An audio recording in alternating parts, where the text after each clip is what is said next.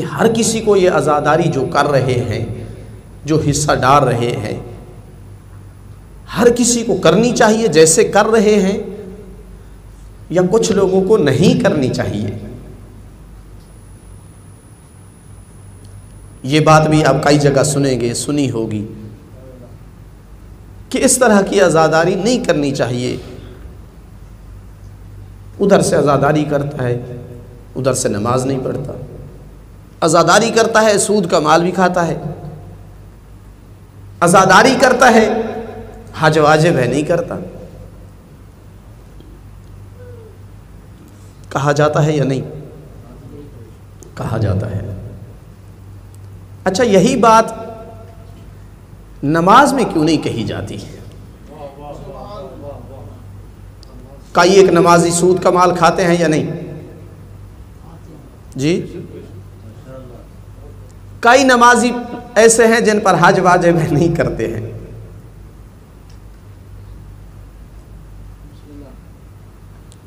میں غلط بات کر رہا ہوں یا درست ہے؟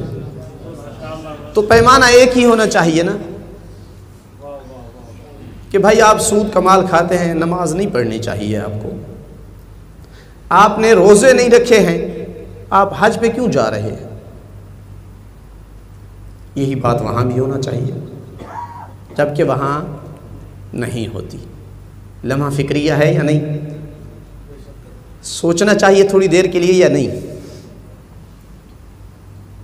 میں جو عرض کرنا چاہتا ہوں وہ یہ ہے کہ ایک دفعہ عزاداری میں وہ حصہ لے رہے ہیں جو ولایت آل محمد کے قائل نہیں ہیں، چاہے مسلمان ہیں یا غیر مسلم. ان کو تو کرنی چاہیے، ان کا حوصلہ افزائی بھی کرنی چاہیے.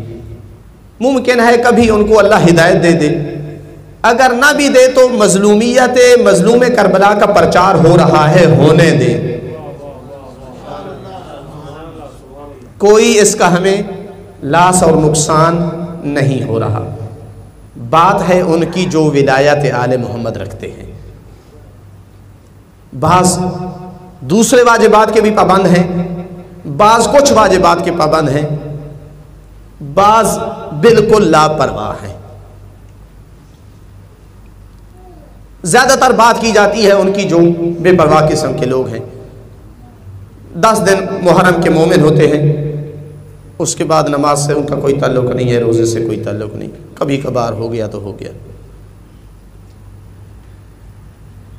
اگر معیار یہی ہے کہ کسی عبادت میں یہ شرط لگا دی جائے کہ انسان دوسری عبادتوں کا پابند ہو تو یہ کر سکتا ہے، تو یہ پیمانہ پھر دوسری جگہ بھی آنا چاہیے، جبکہ وہاں نہیں ہے. تو مسئلہ پھر کیا ہے؟ دیکھیں، یہاں 2 پہلو ہیں جن میں خلط ہے. آپ طلبہ حضرات ہیں، آپ بھی اس پر سوچئے. 2 پہلو میں خلط ہے. ایک یہ پہلو ہے کہ وہ صرف اور صرف دوسرے اعمال کا پابند نہیں ہے، یا نہیں، مشکل صرف یہ نہیں ہے بلکہ وہ عزاداری غلط کر رہا ہے. اور یہ صرف عزاداری میں نہیں ہے، یہ ہر عبادت میں ہے. دونوں پہلو ہیں. سادے لفظوں میں یوں کہوں کہ یہ نمازی دوسرے واجبات کا پابند نہیں ہے یا نماز غلط پڑھ رہا ہے. یہ 2 علیحدہ چیزیں ہیں یا نہیں؟ اگر وہ دوسرے واجبات کا پابند نہیں ہے تو اس کو نماز پڑھنے دے. کم از کم نماز صحیح پڑھ رہا ہے، ایک واجب تو اس کا ادا ہو رہا ہے. زیادہ سے زیادہ یہ ہے کہ معصوم فرماتے ہیں اگر سارے واجبات کا تو پابند نہیں ہے تو اپنے آپ کو شیعہ نہ کہلوا، بلکہ لوگوں سے کہے میں ان کا محب ہوں. شیعہ ہونا دور ہے، میں ان کا محب اور موالی ہوں. یہ ایسی احادیث ہیں جو تقریباً 4 معصومین سے صادر ہوئی ہیں کہ جب تک تو واجبات کا پابند نہیں ہے، جب تک محرمات سے نہیں بچتا تو اپنے آپ کو شیعہ نہ کہلوا. درود بھیجیے محمد وآل محمد پر.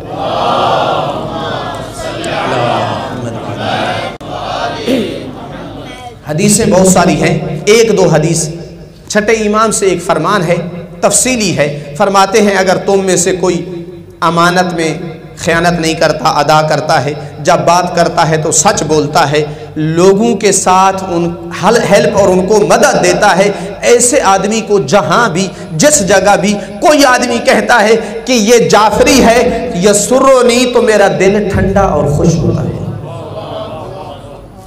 وَإِنْ كَانَ غَيْرَ ذَلِكَ، اگر اس کے علاوہ کچھ ہے، امانت میں خیانت کرتا ہے، بات کرتا ہے تو جھوٹ بولتا ہے، غریب اور مسکینوں کی ہیلپ نہیں کرتا، جب اس کو جعفری کہا جاتا ہے تو یہ اس کی ہم پہ مصیبت اور وبال بن جاتا ہے۔ اس طرح کی بہت ساری حدیثیں ہیں، کونوا لنا زینا ولا تکونوا لنا شینا، اگر سچے شیعہ ہو تو ہمارے لیے باعث زینت بنو، باعث ننگو آر نہ بنو۔ دستہ کوئی دروازے پر، کون آپ کے شیعہ ہیں؟ مولا علی نے دروازہ کھولا، دیکھا، کہا کیسے تم کہہ رہے ہو میرے شیعہ ہو؟ کیوں مولا؟ کہا میرے شیعہ کی پیشانیوں میں سجدے کی علامتیں ہوتی ہیں۔ وہ تو اس طرح کے شیعہ چاہتے ہیں، شیعہ وہ کہلوائے جو واجبات کا پابند ہو۔ یہ ہر عبادت میں آئے گا، جو بھی اپنے آپ کو شیعہ ظاہر کر رہا ہے اس پر لازم ہے کہ شیعہ کہلواتا ہے تو تمام واجبات کی پابندی کرے، نماز پڑھ رہا ہے تو روزہ بھی رکھے، حج واجب ہو گئی ہے تو وہ بھی ادا کرے، حرام کاموں سے بچے، رزق حرام سے بچے۔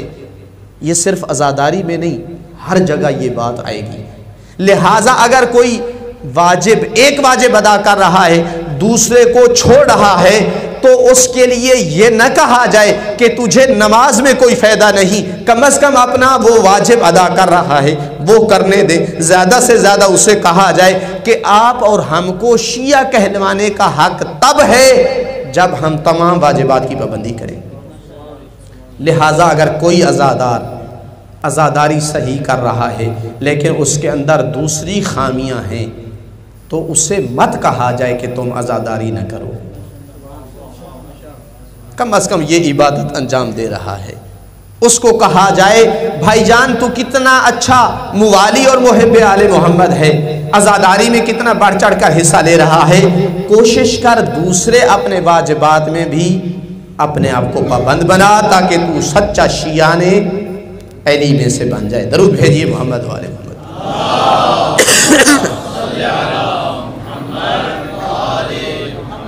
لیکن اگر اس کی عزاداری درست نہیں ہے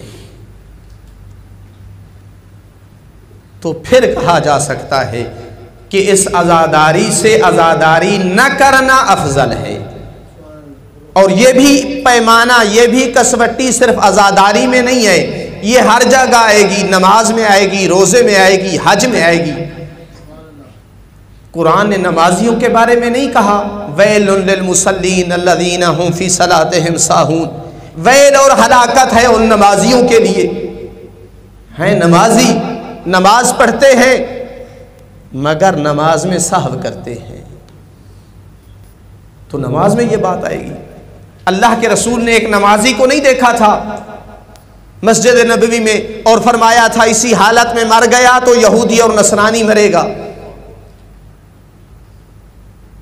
اس لیے کہ وہ اتنا تیز سجدہ کر رہا تھا کہ جس کو یوں بیان کیا گیا کہ اتنا تیز سجدہ تھا جتنا کوا کسی چیز کو اپنی چونچ مارتا ہے۔ کہا اسی حالت میں مر گیا یہ نمازی مسجد نبوی میں، اگر مر گیا تو یہودی مرے گا یا نصرانی مرے گا، چونکہ یہ نماز درست نہیں پڑھ رہا۔ حج کے بارے میں بھی نہیں فرمایا گیا۔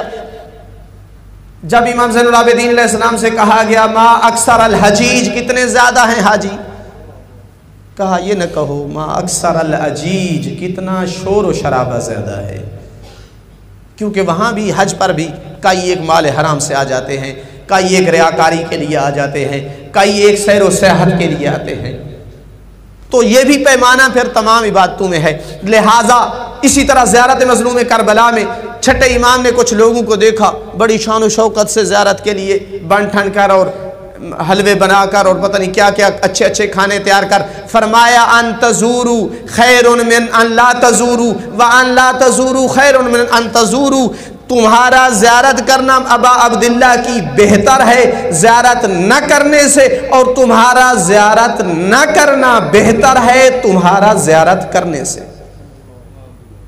جب تفصیل پوچھی گئی تو کہا کیا اپنا اگر کوئی عزیز مر جاتا ہے تو اس کی قبر پر بھی اس طرح کے اچھے اچھے کھانے بنا کر جایا کرتے ہو؟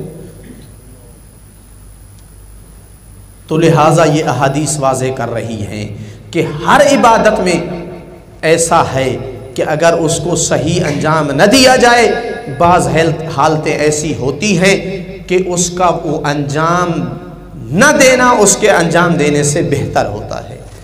یہاں آپ کہہ سکتے ہیں جو ریاکاری کے طور پر ماتم کر رہا ہے اس کا ماتم نہ کرنا ماتم کرنے سے بہتر ہے۔ ماتم نہ کرنے والا گنہگار تو نہیں ہو رہا نا، ریاکاری کے طور پر ماتم کرنے والا گنہگار ہو رہا ہے۔ وہ خطیب اور واعظ جو دکھاوے کے لیے مجلس پڑھ رہا ہے، جو غلط باتیں کر رہا ہے لوگوں کو خوش کرنے کے لیے، دین کے نقصان میں جانے والی باتیں کر رہا ہے، اس کا مجلس نہ پڑھنا بہتر ہے اس کے مجلس پڑھنے سے۔ وہ بانی جو اپنی شہرت کے لیے، اپنا نام بنانے کے لیے رزق حرام کما کر مجلس کروا رہا ہے، اس کا ایسا نہ کرنا اس کا ایسا کرنے سے بہتر ہے۔ اس حرام مال کو ان کے اصحاب کی طرف پلٹا دینا بہتر تھا اس حرام مال سے مجلس حسین ببا کرنے سے۔ درود بھیجیے محمد و آل محمد۔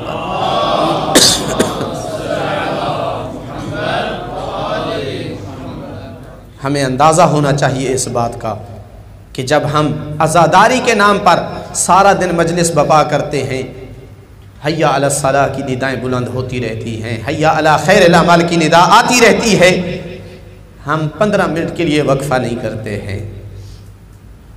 ہمیں احساس نہیں ہے زمانے کے امام پہ کیا گزرتی ہے، مظلوم کربلا پہ کیا گزرتی ہوگی۔ 21 ماہ رمضان کے دن مظلوم کربلا کے مظلوم والد امیر المومنین کی شہادت کے نام پر مجلس بپا کر کے دن دہاڑے لنگر تقسیم کر کے روڈ کے اوپر کھا رہے ہوتے ہیں، روزے کی اہانت کر کے۔ اللہ جانے ہم اپنے آئمہ پر کتنا ظلم کرتے ہیں۔ اس عزاداری کے بارے میں آپ کہہ سکتے ہیں کہ ایسی عزاداری نہ کرنا بہتر ہے عزاداری کرنے سے، لیکن اگر کسی بندے میں خامی ہے، عزاداری میں مخلصانہ حصہ ڈال رہا ہے اور اس میں گناہ ہیں، اس کو نہ کہا جائے تو کیا فائدہ تمہاری عزاداری کا۔ اسے کہا جائے جس طرح تو عزادار ہے مظلوم کربلا کا، جس طرح عزاداری میں تو مخلص ہو کر حصہ ڈال رہا ہے، کوشش کر اپنے دوسرے اعمال میں بھی ایسا ہو جا۔ درود بھیجیے محمد و آل محمد۔